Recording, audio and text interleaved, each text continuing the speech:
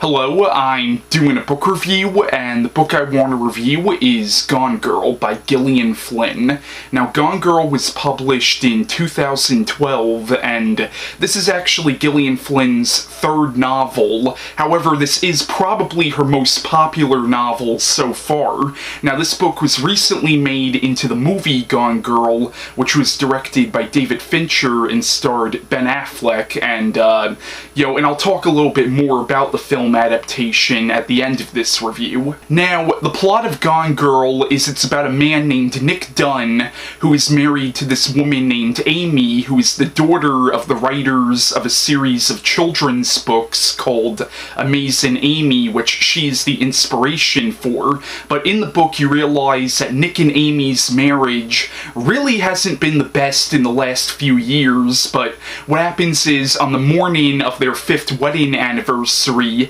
Amy goes missing, so Nick reports this to the police, and what starts out as a missing persons case ends up getting looked at as a possible murder case with Nick as the prime suspect, and the media is paying close attention to this case because of the popularity of the Amazing Amy books. But in the book, like in the first half of the book, it's all told from Nick's perspective, but you get like diary entries from Amy's diary, and you see what it appeared their marriage was like, at least from Amy's point of view. But there's a twist like halfway through the book. Now, I will admit, I saw the movie before I read the book, so I knew what the twist was going to be, but like when I saw that twist in the movie, I did not see that coming, and basically what this twist is like everything you thought was going on is completely turned on its head. But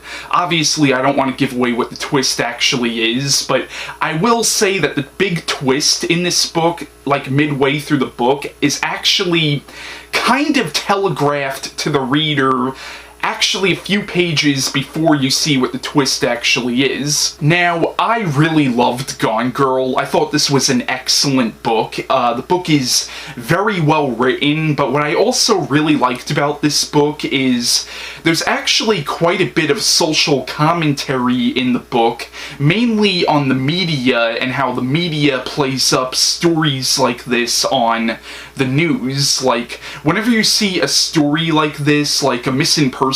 case or a murder case on the news, whenever there's a suspect in that case, the media immediately jumps on that person and paints that person as the villain before he or she even has a chance to prove their innocence in the court of law. And the book talks a lot about how, because of the media, there's almost no such thing as an unbiased jury anymore, because of the jury's already predetermined perceptions of the suspect, So the book talks a lot about how the media has really kind of tainted the legal system in a lot of ways, and there's a character in this book who's very much based on Nancy Grace, and, the whole book is really very much a satire on the whole trial by media thing, like on how the media, paints like one person as the villain, or as the bad guy, but you don't even know if that person really did commit the murder or not. Like it's no longer, innocent until proven guilty, it's innocent until the media decides you're guilty, pretty much. Now, in the book, there's also some commentary on the ways in which the economy can affect people, because in the book you realize that both Nick and Amy were writers for different magazines, but they were both laid off when the recession hit, and you realize that a lot of the problems in their marriage really grew out of them being laid off. So there's a lot of commentary on the ways in which the economy can affect people, and there's also a lot of commentary on the ways in which the internet has really kind of, affected society, because there's a part of the book where Nick is talking about how,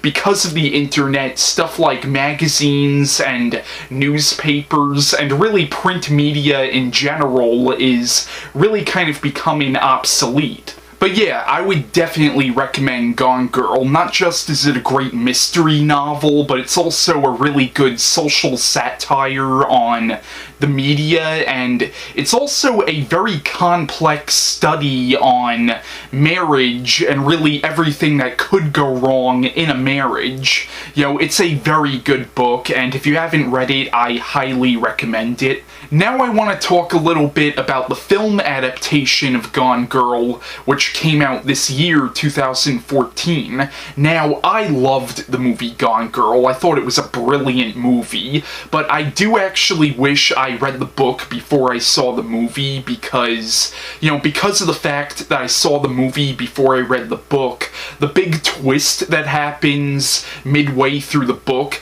didn't have as much of an impact on me as it would have if I didn't see it coming, you know, but when I saw the movie, I was not expecting that twist, like, at all. But once again, I do kind of wish I read the book before I saw the movie. But,